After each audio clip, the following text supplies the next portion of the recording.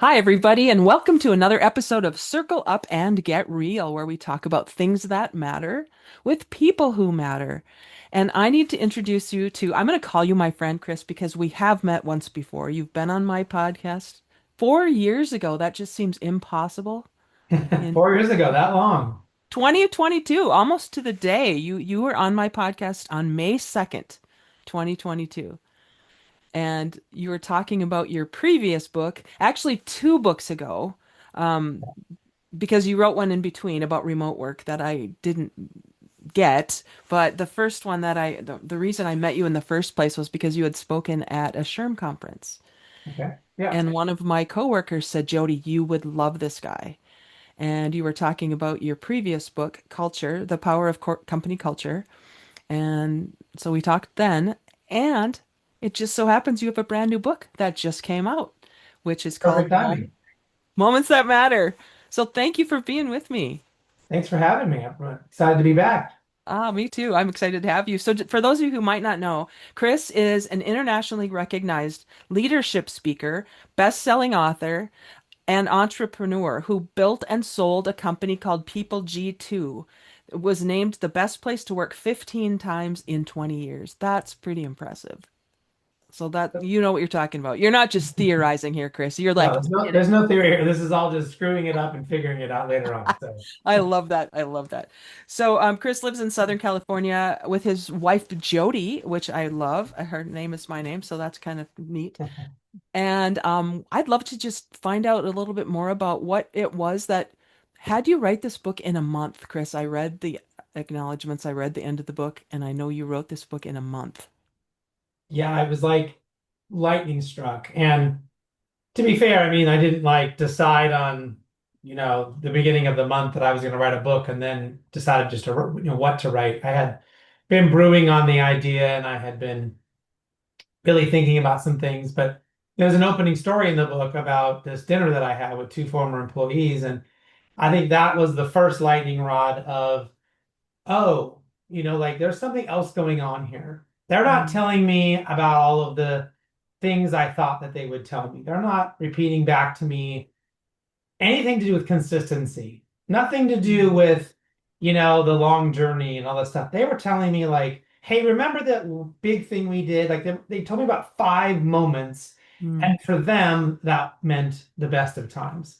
I mean, they're telling me that this was the best place they've ever worked, and then they're telling me about moments. mm. And here I was, in culture's great and consistency great, and I had been focused on that for so long, but they weren't telling me it's because we had such a great culture. Hmm. Yeah. That was the backbone, it was the mechanism. But they're telling me about these moments, and I was like, oh, there's something here. And then I ended up with my mentor, one of my mentors, and he's a guy that is just I mentioned in the book, Peter Sheehan. He's one of the top advisors for biggest companies in the world. You name a big company, and he's probably advising them. And I got 25 minutes with him at his house. Wow. And I was like, hey, this is what I'm doing. And he goes, that's the most interesting thing you've ever said to me. And I was like, well, that's an interesting way to give a compliment. Everything else I've been saying to you is total crap. Got it. Right, right. Um, and in 25 minutes, we came up with a framework and the direction and what we should do. And so I had this thing happen to me. I had a moment with these Hmm. people, and then I had this really clear, worked on an articulation, and went back and pondered for a few weeks, and then went, okay, let's do it. And I Hmm. just the moment I started typing, I couldn't stop. Hmm. I know what you're talking about. The Yeah, inspiration strikes and you can't take it out, turn it off. So I want to back up a second. So you sold your company that you loved and you had for 20 years, yeah, and this company was a background check company and yeah, was building something in spite of, no, not in spite of, in addition to what you were actually did, you built a company where people loved being there. yeah, And then you wrote about that in your first book. But what you're describing is the dinner you had with former employees who now were sad because you had sold the company. yeah, And yeah, you just caught up with them and they were telling you, as you said, not about the big things you thought, but about what made them human in their workplace, it seems like. Is that Yeah, fair? and they each had their own different moments, right? It wasn't like everybody had the same 5 moments. They each had Right. their own ones that they remember. But it Mm, was, that we did something special mhm, together, and that we recognized that big moment, and we went and did this big thing together. They that erased all the crappy days and all the mm, frustrations and all the little losses and all of the, whatever. But because we got those right, mm, that set the tone for everything else. And there's examples in the book from, we went and figured out how to save the $1 million client. We stayed up till 3 o'clock in the morning, and we all got together and, save the company from losing a really big client, right? Like that was a big deal. And that's a thing you would think we should be doing in our right. jobs, right? But we also had a moment where, so my company was fully remote. We had people all around the country. And if you remember a few years back when the Texas storms came in the winter Hmm. and power grid went and failed and people didn't have power. And so we had employees that were literally freezing to death, like they Yeah. had no power. And so um, we figured out, like they were telling us we can't buy generators. They're out, they're off the store. And I walk into Home Depot and there's a bunch of generators. Hmm. And so we come up with this idea. There's a company that we had everyone go and like buy generators at the local Home Depots, like who are here local to us. And then we had another state do it too, where we had some people and loaded up these generators onto U-Hauls and just sent it to them, right? And like paid two college kids to drive a U-Haul there and back, and like, they made a bunch of money and they were happy. And while the generators were on the way, this was another part of the moment. We had another division of people, like they heard we were doing this and they were really happy and we were talking about it. And so this group of people came to us and said, "Hey, we have a concern." Okay, well, what's the problem? And they go, "We're really afraid that when those generators show up, that they're going to get the wrong message." I'm like, "What do you mean the wrong message? Like we're sending them a generator so they can like not freeze to death." And they go, "Yeah, but we don't want them to think that we're just sending the generator so that they'll get back to work." And I was like, "Oh, yeah, that's not why we're doing this." Hmm. And they were like, "Yeah, but they could really easily think that we're like, here, get back to work now." Hmm. And I was like, "Okay, cool." So that was another moment, like where another group of people were seeing that we could be creating a really bad moment Hmm. for them. And so before the generators got there, we said, "Hey, generators are on their way. We want you to take the next 2 weeks off. Go and help your community. Mm. Go and help your neighbors. Like go and be the ambassadors of the organization and go help who you can help. Like we're sending you the generator so you don't freeze, not so you'll come back to work." Yeah. Yeah. Yeah. So there's a lot to unpack even in that story about the employees who felt they could tell you that. Hmm. They felt safe enough to say, I think you might be sending the wrong message because if your culture wasn't open to trust, they might Right. have thought that and not been able to say it. So you built something, and that's why I think even in your first book, I'm not going to say you were proud of your culture, but you were. You built those pillars of culture that allowed these moments to happen, not because you made them happen, but because Right. they just evolved, it sounds like. Yeah. So creating a great culture and creating that consistency, that's going to get you part of the way there. Maybe I might allude this is I'm going to make this example up as on the fly here, but you need to have the right airplane and the right fuel and the seats and everything, right? And so maybe the moments was like picking the right pilot. That Mm, was the part that I hadn't thought through. That I hadn't realized that, there are certain there's the general vessel that we need to get from here to there. How do we have a good company? How do we do all that stuff? And to your point, that we created a space where people could raise their hands and say those kinds of things and float things up. And we worked really, really hard to create that path of transparency mhm, where we were trying to deliver as much information to our people as possible so they knew what we were doing and why we were doing it. And then also create that same reciprocal path that if they had concerns or they had ideas, that they could be transparent back to us. Doesn't mean we always did what they wanted. Doesn't yeah. mean but and they understood that. That was a big part of like Mhm. listening doesn't mean I'm going to do what you want, but I'm going to hear you and I'm going to see if what I can do, and we'll keep talking about it, right? I mean, I had employees like, I would like a $5,000 leather chair and to sit in every day at my desk. And I'd be like, I hear you, but that's not going to happen, you know?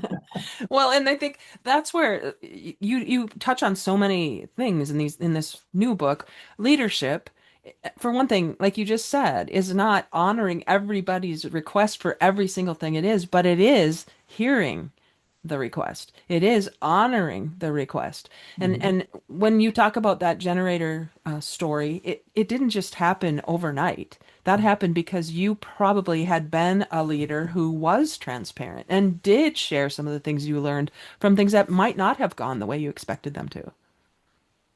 Exactly. Exactly. And so um, that takes time. But, the book for me is really about expanding this to our lives. Hmm. And so that's really the departure for me is that my other three books were about business and very much about business and about leadership. And so what was interesting as I was thinking about moments, I started with business because that's where I had been writing. And it took me all of 5 seconds of writing to realize this is not a business book. Right.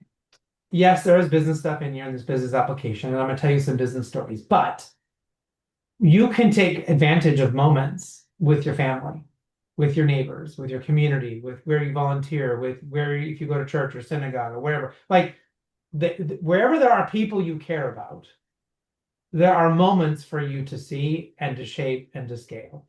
And that's where the book really landed. And I think I knew I was onto something when my wife was like, "Oh, I really like this book." Because when she read my other books, she was like, "It's fine," but like, she's a teacher. She's like, "I'm not a business person. Like, I don't really care. It's fine. It's grammatically correct, but whatever." And when Yeah. she read this book, she was like, "Okay, no, I really like this book." I was like, "Okay, Yeah. now we're on to something." Well, you say on page 17, the counterintuitive truth is what you're describing right now. You said in the book, this brings me to a point that might upset some of you, especially if you're a fan of feel-good leadership books, because that's what you'd been known for, right? Yeah, I underlined this sentence. Not all moments are positive, and forcing them to be will keep you from greatness. And so then you go on to talk about Michael Jordan. And I was especially drawn to that story because Phil Jackson is from my state, North yeah, Dakota. And so there was this connection there. And you talk about sports in that space. It's not about business necessarily. And to your yeah, point about moments are everywhere. You just have to be aware of them. yeah, yeah. And figure out, is this one that I need to do something about? Mm, Is this a moment for me that I got to take advantage? Is it a moment for somebody I care about? And if it's going to be a big deal, because now in the book I make a big point of, I don't want you to make every moment matter. hmm. I don't want you to walk around with your hair on fire and everything is important, because when you do that, nothing is important. Right. And there's that advice of don't sweat the small stuff. But that means the second sentence that is dropped off of there is, you better make a big deal out of the big stuff. Hmm. Like, you better sweat the big stuff. Yeah. And so that my way to do that is to see moments. And if you're like, okay, this is a big deal, now how do I show up in a big way? Hmm. How do I make sure I'm going to get this right? And we saw those moments at work. I've seen those moments with friends. I've seen those moments with neighbors. And again, people you care about. And it's really interesting once you realize the seven different types of moments. Because we kind of think about, well, okay, someone's going through a divorce, or someone has cancer, or we start a new team at work. Like, some of those naturally we kind of understand, and it's funny, even though we understand them, we still screw those ones up. But there are so many other types of moments. Hmm. I didn't have a chance to talk about this in the book because it hadn't happened yet. Okay. But if I had been writing the book today, I would tell Stephen Colbert's story. Have you been following Oh, what's happening with him? yes. Yes. Very closely. Tell us. And so he has like three moments happening at one time. So here he is, he's going through a culmination, an ending moment, where he is now being told his job is over. And he didn't get to choose this. Most talk show hosts, some get canceled, but if they're on the late show, they're on a big show, they tend to like decide when they're gonna leave. They get to Hmm. retire on their own terms, right? This was not happening. He's being fired for, even though he's top rated guy and all this, right? Whether you think Steven is funny or not, like what's interesting is he's at the top and he's leaving in a way that's not expected. And Right. so he had to come to terms with that. Mhm.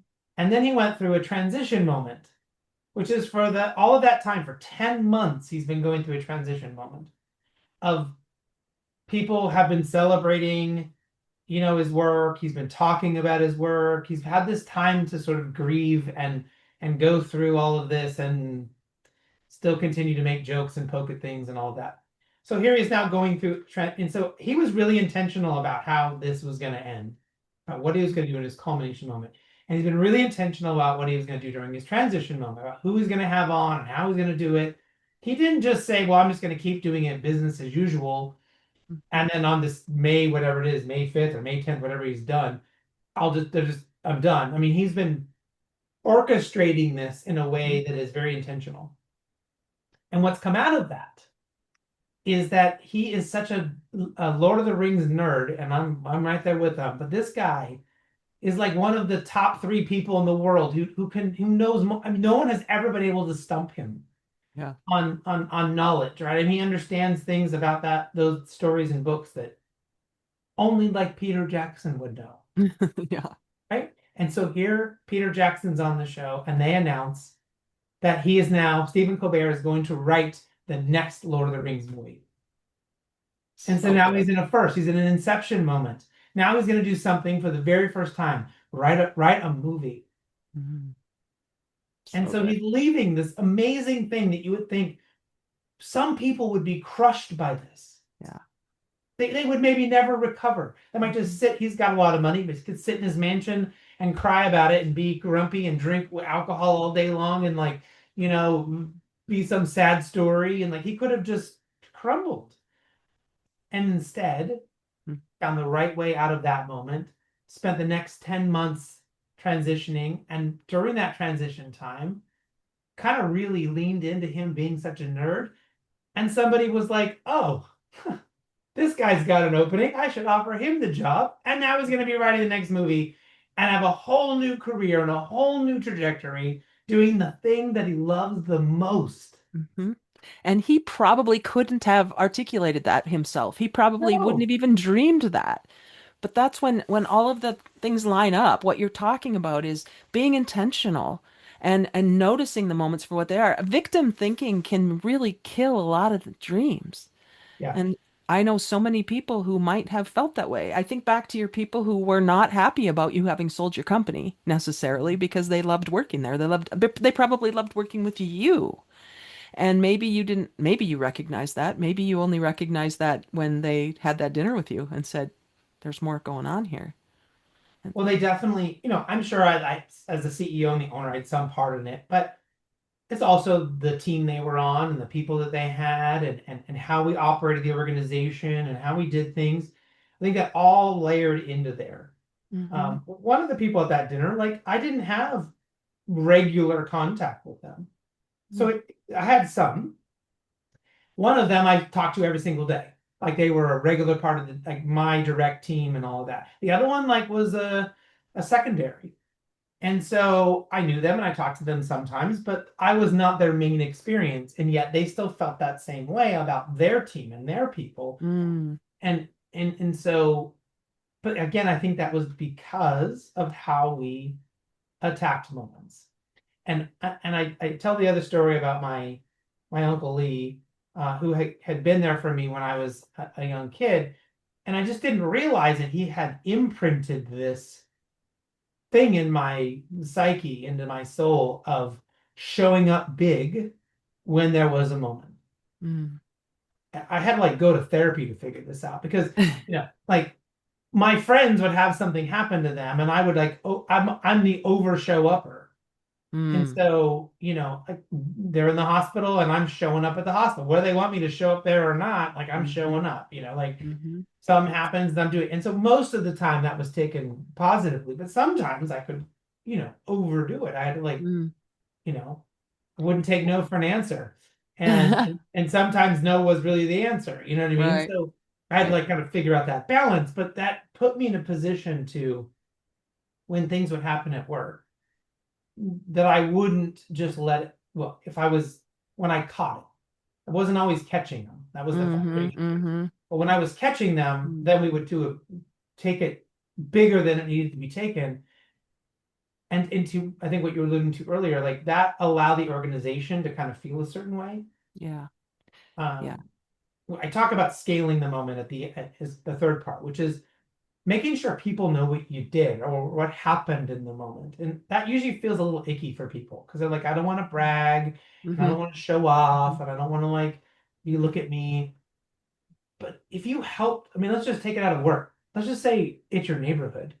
Mm-hmm. If you helped someone in your neighborhood who maybe was going through an illness or maybe through a tough divorce or something, if nobody else knows that you helped them, then nobody else knows who you are. Mm-hmm. They Mm-hmm. don't know what kind of person you are. So if you helped your next door neighbor who was maybe had breast cancer and you cooked him dinner all the time, those things, if no one else in your neighborhood knows that you're that nice person who did that, they're not going to think you might do the same thing for them if they have a problem. Mm-hmm. Or maybe they might think to do the same thing for you if it's your turn Right. because Right. they know who you are. I want to go back to how your Uncle Lee, because he was not well when he showed up for you, right? Yeah. Was it cancer? Hmm. He terminal He had cancer, terminal lung cancer. Yeah. and he showed up for you at a play. What was it, a play? I was on TV. I was on a look as on a TV show for kids lip syncing. Yeah. And Oh, then, that's right. Yeah. And you yeah, were young-ish. I mean, you yeah, were, fifth how old were grade. you? Fifth grade. Okay. And he showed up for you, and you're talking about how you learned that from him at a young age, which just became the way you were being. That wasn't a doing thing. That was a being that impacted the way you did things. And then you said, so I became an over, I overdid it maybe sometimes. And I'm going to say that getting that imprint and that intention early allowed you the opportunity to scale back when you recognized you might need to. But if you're going Mhm. to err on one side, wouldn't you rather err on the side of doing too much than doing too little? Yeah, yeah, Eh, exactly. Yeah, I think to your point, it's so much easier to scale something back than it is to try to generate more momentum forward. Right. And so the fact that your influence in your own company was such that later people came back and told you things, and even people you weren't in contact with regularly, some of that, I love that you're demonstrating this. And I feel like you're owning it. You're not bragging about it. None of that you just said. And you just said if people don't see it, they can't emulate it. Yeah, And so owning I'm going to call it a gift and a strength, owning who you are, owning who your Uncle Lee imprinted that you would be is very different than putting out a billboard and saying what a great guy you are. right. And they recognize that.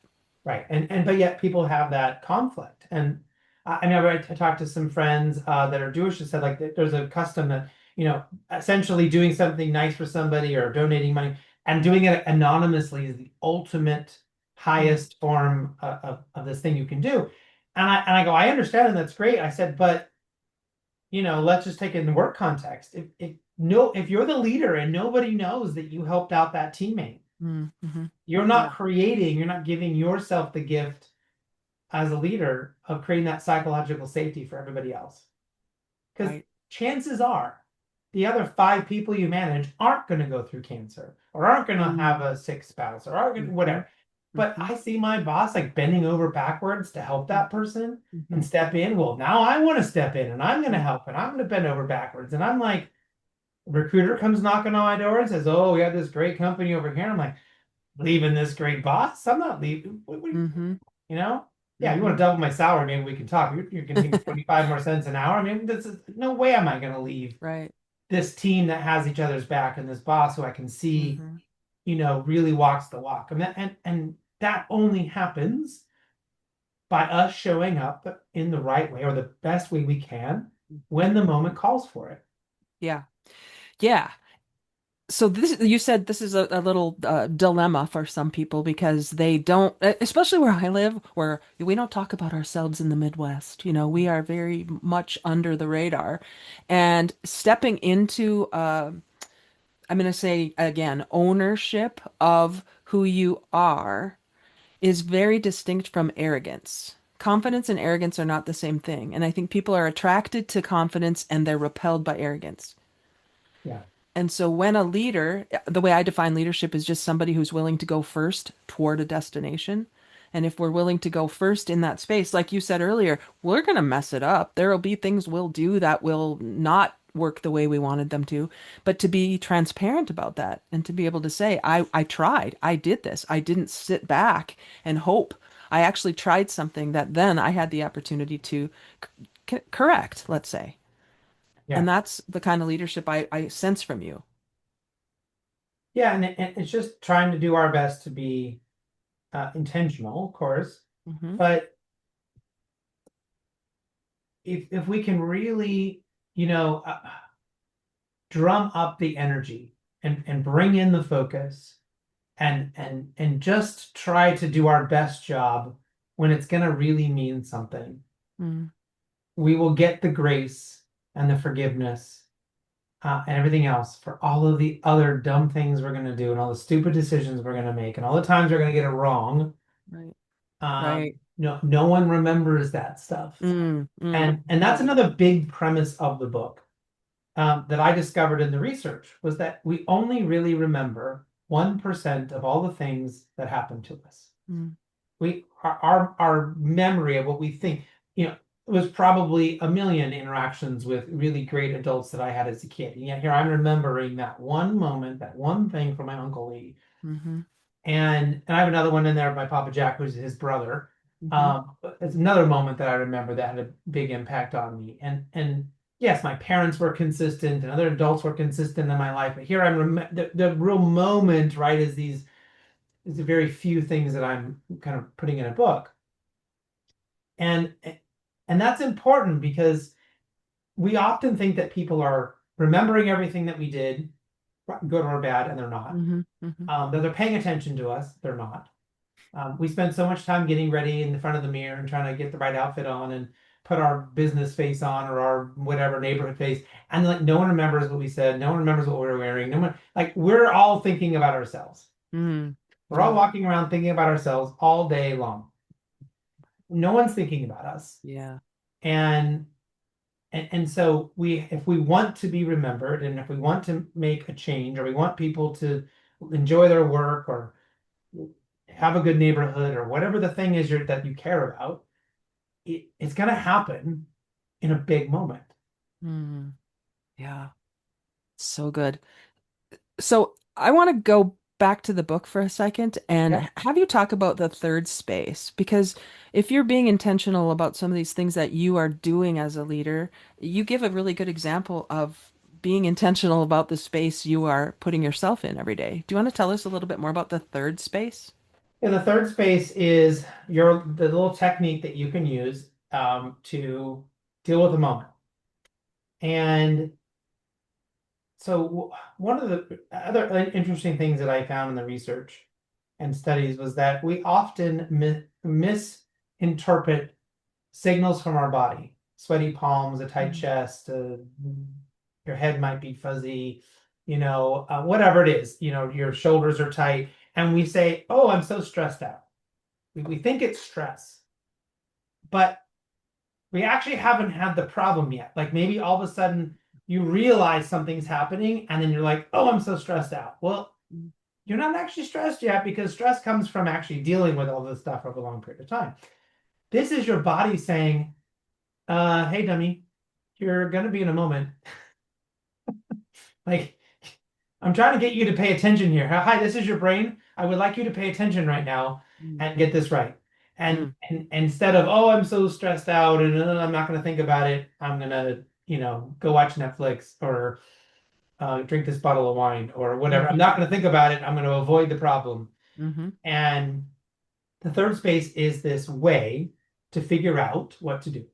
And so step one is for you to stop and take a deep breath. Maybe close your eyes for 30 seconds. Uh, I'm from California. We're a little woo-woo here. So, close your eyes. If yeah. that's too woo-woo, you can leave them open. But just take 30 seconds, take a couple deep breaths, and just think about what it is you think is happening. Mm, Is this a big deal? will this matter tomorrow? Will it matter next week? Will it matter next month? Will it matter next year? I mean, if you keep saying yes, yes, yes, yeah, I mean, the moment's Mm-hmm. getting bigger and bigger and bigger, right? Mm-hmm. And so now you can kind of really articulate that and hopefully shed, as you do that, you're sort of shedding what has happened uh, up right until that moment. I was jokingly say you might have been getting yelled at by your spouse on one call and you hang up the phone and all of a sudden an employee comes in your office and they've got a big problem. How do you shake the I just had a uncomfortable thing with somebody else to I need to be a good empathetic listener to this person and Mm-hmm. man, maybe you had a really bad day at work and walking in at home and your kids are doing their homework. Like, how do you shake off that? If you look at newscasters, they're really good at this. Mm-hmm. They're like, the 5 homes have burned down in Simi Valley, and tomorrow at 9, puppy adoptions at your local Yeah. Petco. And you're just like, how do they Yeah. shift, right? That's a lot of practice. Mm. We can do that shift of you have be in that moment for that thing. Okay, so 30 seconds. How do I figure this out? Is this a moment? Yes. Okay. So if your answer is yes, yes, it is. That's step one. Step two is what does the other person or people, group of people, need me to be in this moment? What do they need from me? They need me Mm-hmm. to be a good listener. They need me. Like I realized during the 2009 recession, I was trying to like really get people to talk and to like help me figure things out. And what they wanted me to be was the knight in shining armor. They just wanted me to tell them what to do. They wanted me to get on my horse and be like, "It's gonna be okay, everybody." Mm-hmm. Like they needed that from me. Mm-hmm. But I spent 2 months going, "Hey guys, what do you think? What Mm-hmm. should we do? We talk about?" And they were just like, I've never been through a major financial Mm-hmm. crisis. I have no idea what to do. And they just needed me for like a month to go, we got this. We're gonna do Yeah. it. We're gonna figure it out.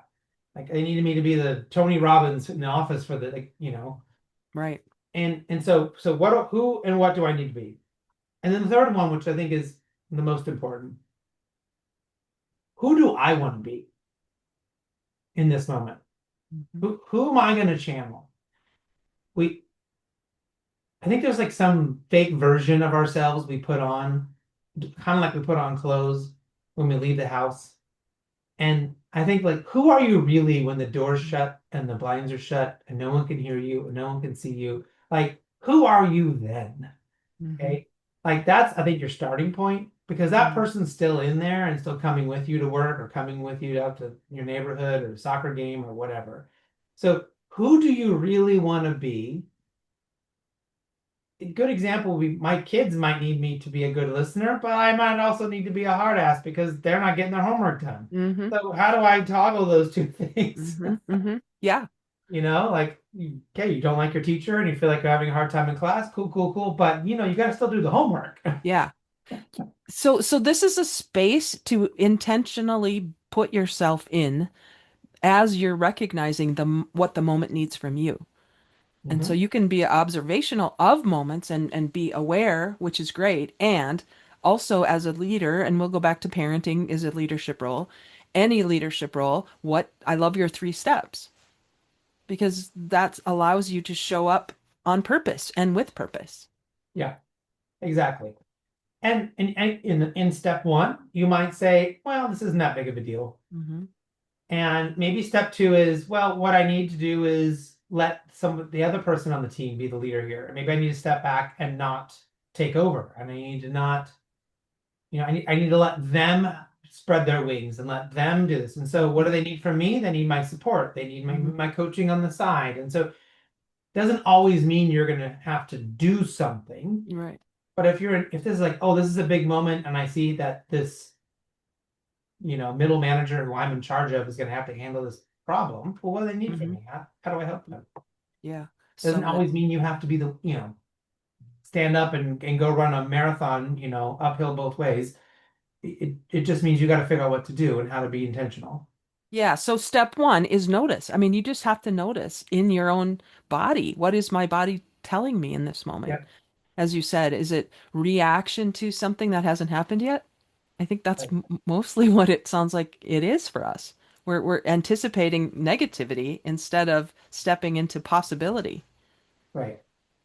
Now, this is a totally small thing, but the other day I realized I'd gone to visit my friend. I stayed at his house, and I realized I have not sent a thank you card. Uh, And I just got lost. I just forgot. I got super busy. And now I'm like, do I send it this late? Now it's like, what do I do? And I go, this is a small moment, but it's still a moment in our mhm, friendship. And so I went, okay, so who am I, and what do they need from me? Okay, well, you know what? Who am I? I'm the kind of person who sends a thank you card mhm, for this. So I need to do it. Whether I'm embarrassed and I got lost, like I need to do it. And so what do they need from me? They just need me to be honest. mm, So the thank you mhm, card, I'm like, I'm so sorry. I'm an idiot. I got so busy. I meant to send you this before. Please know how thankful I am that, we got to spend that time together and you let me in your home and blah blah blah blah blah mm. blah. Blah. Right. And I just needed to be honest. Yeah, Right. yeah, Not send a thank you card and be like, oh, I don't know why I didn't get there before. Like, oh, it must have got lost in the yes, mail, or yeah, not pull that one of those lines. You know what I mean? right, right. But that's a small example. But how Mm. many times do we just miss something? And then we're like, oh, I missed it. Oh, I guess I can't do anything about it. Right. Well, I think it goes back to who do you want yourself to be? And if you're really aware of yourself, you have self-awareness, you're like, I want to be the guy who sends the thank you card. That's who Yeah. I know myself to be. And Yeah. then the authenticity that comes with that, I just love how it models a way of being to other people. And Mhm. it feels to me like you're somebody who's like, I'm just gonna be me. I'm just gonna do what I feel is the right thing to do. And you said earlier, people aren't watching everything. They're not watching and remembering every single thing you ever do. And so we don't have to worry as much as we do about messing up. And probably my friends were like, we don't need a thank you card. Like, it's Yeah. fine. Like, they're It's probably like, whatever. Like, there's not even a big deal, right. but I just know like that for me, like, that's what I want to do. And Right. so I want to be intentional. Hmm. And, we just all have to figure that out. So, Yeah. when the next time someone comes barreling into your office or your kids come barreling into your room and like, wait, is this a moment? Mm. Yeah. Is this a moment? That's so good. And I love in the book how transparent you are. And you share stories. You share stories that maybe aren't great. You're not you're not afraid to show us your truth. I mean, you talk about your son, Mhm. and I don't know if you want to talk about that here, but there are things that could be different with your son. Yeah. Yeah. I mean, I definitely kept feeling the need and the desire to talk about situations that weren't perfect, that weren't Hmm. great. Certainly are, I wish were very different. Hmm. And yet I have to continue to navigate that. Hmm. This is not like, oh, get the moment perfect and everything's Hmm. going to be perfect. Hmm. Not always going to be that way. Hmm. There are situations where I felt like I could have done better. I mean, the one example, like I sold my company, and like an idiot, I didn't even celebrate it. Hmm. I didn't even take a single second to be like, oh, this is awesome. We did this thing. I went from virtually signing the document, walked right back into a dinner with friends, didn't tell them what I had Hmm. done. Hmm. My wife knew what I had done, but we just kept carrying on because it was New Year's Eve. And then I was like, oh, well, I'll be able to celebrate it later. And then like 2 days later, we're in transition mode. And now like I'm caught up in a tornado of compliance and documentation and meetings and transition and I never and so like after I was a year of sort of purgatory with the buyers, as I lovingly and jokingly say, Yeah. um, I was like kind of lost Hmm. and felt very alone and felt very like and I realized at reflection I didn't even celebrate. Hmm. Hmm. What an idiot. Mm. Well, And I so think, but didn't you do the best you knew how to do? You learned that in hindsight, I suppose, right? In hindsight, everything's 2020. exactly, exactly. But if I had been more attuned to moments, I would Yeah. have said, so we made sure we did like this stuff because we had a good culture. But I realized in that lesson that there was probably many times in the company we did not celebrate endings, Mm. Okay. and we Yeah. should have celebrated endings Mm. Mm. before we ran off to the next thing. Yeah. And that's how we burned some people out because we didn't like it's a great opportunity to be like, hey, wow, we all just worked on this project for 3 months. Let's stop and celebrate. Let's have the Hmm. virtual pizza party. Let's talk about the cool things we did. Let's thank, Sally for doing all that extra work. Hmm. Let's talk about what we could have done better for next time. Like, what does Mm. that look like Hmm. before we run off to the brand new meeting? Yeah. Because if we don't do that, then all of a sudden, like, okay, well, that project's done. Now you're all in these new projects. And then, oh my gosh, you feel like so overwhelmed. Oh, I have a new project, all Hmm. this work and all this stuff. But if you just left a thing where everyone's high-fiving about what great job we did, like, wouldn't you be excited to go start the next project? Mm. Mm. Yeah. Instead of like, oh, I'm so burnt out, I feel so overwhelmed. Well, whatever, whatever. Right. It- Right. it's celebrating, and that's a moment. Like things are going Hmm. to end. What are you going to do when something ends? How do you deal with that? Yeah, that's so good. Well, you talk about connection. One of my own personal missions is to be a connector, where I can recognize who needs to know who and what I could just support people with in connection. You have a whole chapter on connection moments, and I love how you make the theory about things and then you give us frameworks. You give us ways to do that. 1, 2, 3 step. I love that. The diagnostic framework in connection moments. You talk about the three failures in that. I'm kind of putting you on the spot, but I'm sure it's your book. You would remember identification failure, commitment failure, and narrative failure. Can you talk a little bit about that and why it doesn't work to force connections? Yeah, I mean, connection, comes from a lot of different places, and whether that's the relationship we've built, that's our common ground, it's those types of things. Like, what is that connection?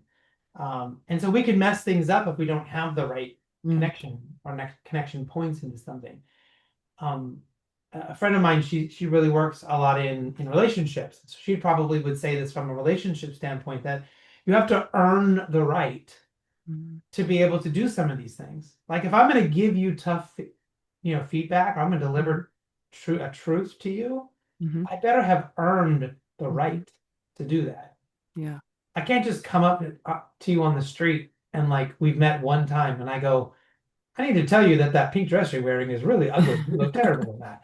Like you'd be like, who the heck are you? But like if you and I are really close friends and I've built a trust and I'd be like, hey, just so you know, like I don't know if that's gonna work. Hmm. Like, and you might be like, oh my gosh, thank you so much for telling me because we've built that trust. We've created that connection Hmm. to be, we built that bridge for me to walk on to go over to you and say, like, hey, Jodee, Yeah. I need to tell you something. Rethink that. Yeah, for sure. Yeah. I call that connect before you correct. Exactly. Exactly. Hmm. So it's important. And I try to like call out the failures, try to call out the places where often people I have for years been doing keynotes and workshops and things, and people bring me in, and and very lovingly people will go and try something, and then I'll get the note back from them. I tried it and it didn't work.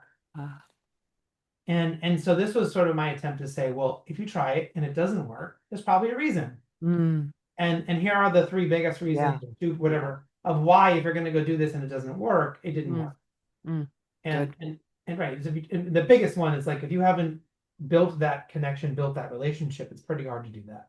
Yeah. Yeah, that's so good. Well, and you could go into attachment, where if we're attached to the outcome, then we're not open to the possibility. I'm a graduate of Landmark Forum, the Landmark educational system, and they talk a lot about the attachment versus commitment.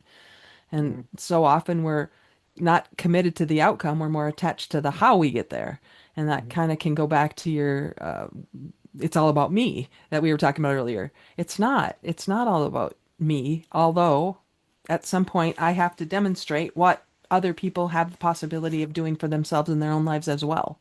And Right. that's the kind of the balance that you have to figure out. One thing I learned many years ago was a book called Start with No by Jim Camp. Mm-hmm. And I had the privilege of being able to work with him a few times in some seminars very early on in my career when I was learning sales and negotiation techniques. And then got to work with we actually hired his son for many years to work with our sales team and got to really intimately understand their system. But I would say one of the best, most important things that I ever learned from him and the content in the books was this idea of creating this sort of mission and purpose around you and that other person or those group of people. And it was always, you had to phrase it into their benefit. Mm. What is it that we're trying to do here that is in the benefit of the other person? So if I was going to give you, let's say, some hard feedback, am I doing that because I want you to be able to like have a better career? Am I trying to do this because I think it's going to help you better in your relationships or your ability to close more deals? Like I'm not telling you this because it's just Mm. what I want Mm. or it's because what I think is right. Mm-hmm. I'm honest, and if I can't create that, if I can't come up with a reason why I want you to consider doing something because it actually is a benefit to you, Mm-hmm. then it's probably never even going to be considered, Yep. Yep. right? It's True not for about me. true for work, true for home, true for everything, which is what your book does. The book is about moments that matter, not necessarily corporate moments that matter, but any kind of moment that matters. And I really love how, like I said earlier, I have underlined and highlighted so much of this book because it does have you actually give ideas. What are these moments? What could I be looking for? Could you give us a little bit of way to think about this in that way going forward? I'm sorry, can you say Designing the it? moment, like designing the moment. I'm looking at this part, 5 questions of moment design. Like, how do I know that this is a moment I should be watching for?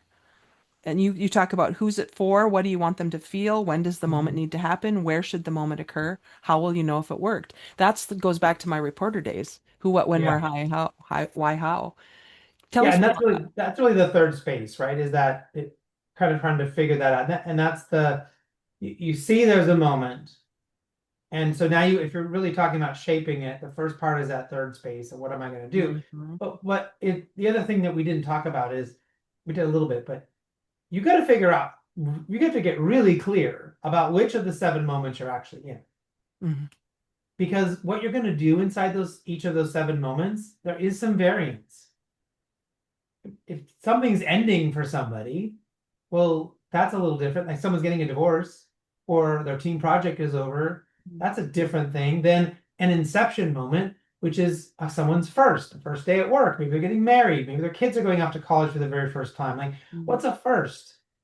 And so there are totally different ways we need to think about acting and showing up and directing our assistance or our celebration or our support based on what's actually happening.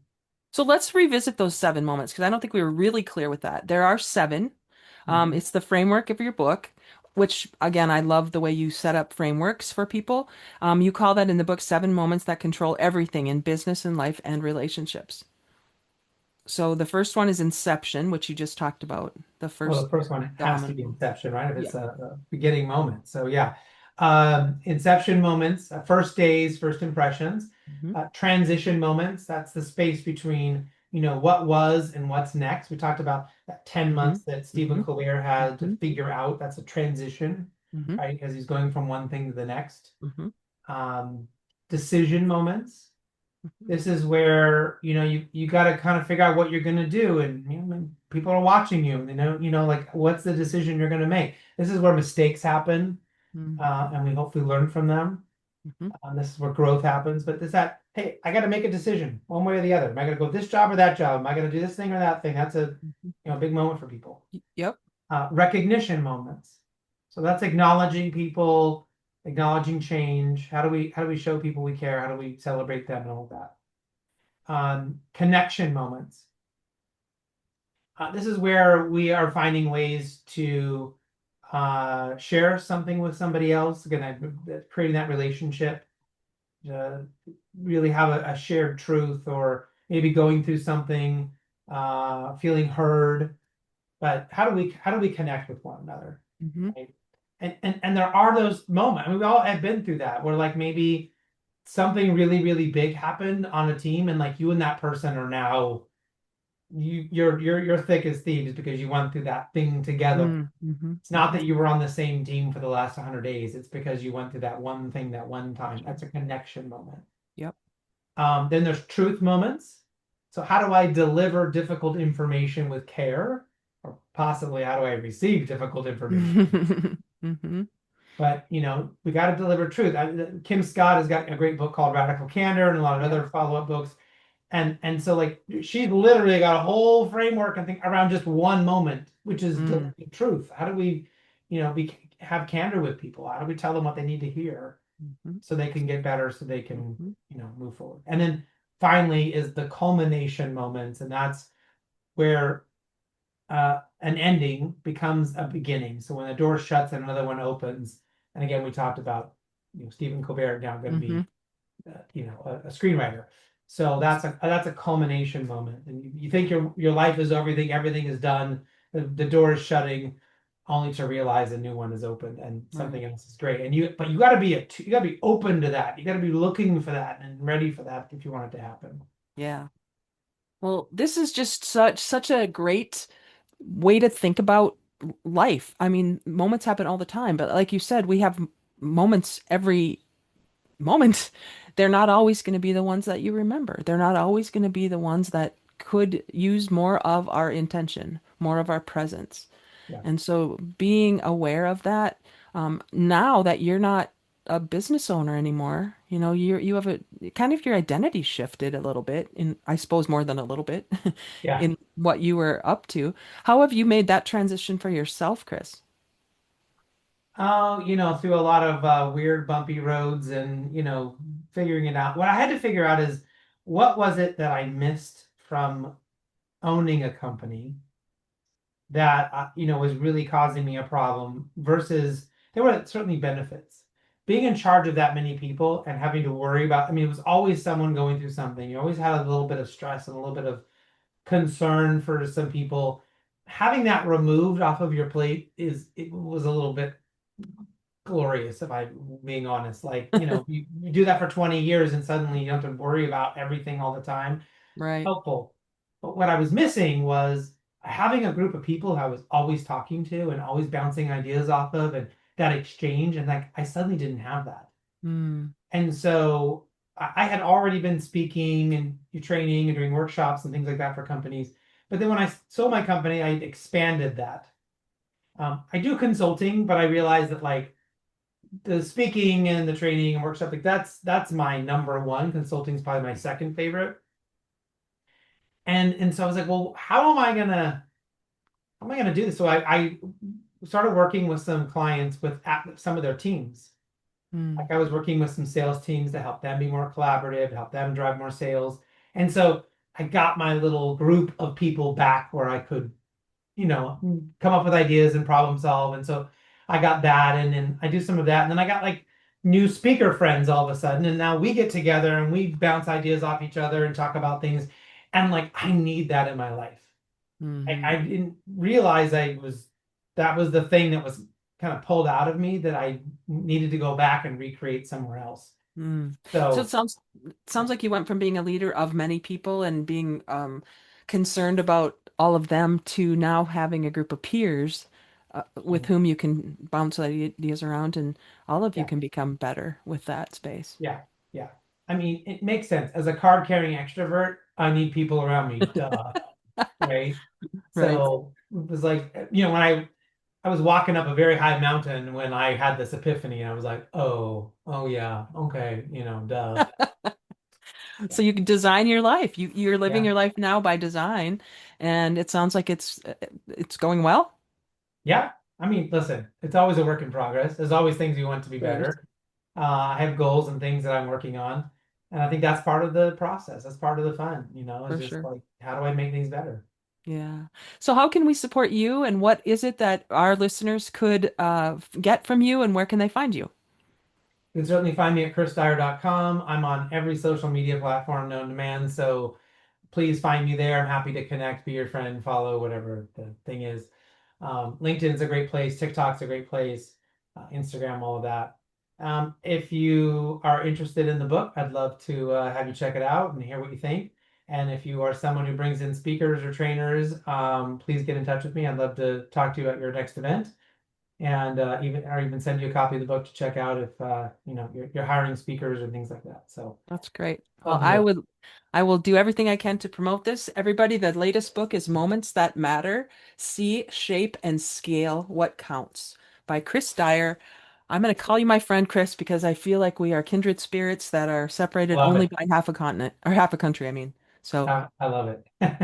thank you so much for being with me. And as always, everybody, find a way this week to get real with yourself, radical, energized, authentic, and learning focused. Pick one and see if you can design for yourself the moments that need your attention. And I think we'll all be better off for that. Thanks, Chris. Thanks, my Thanks, friend. everybody. See ya.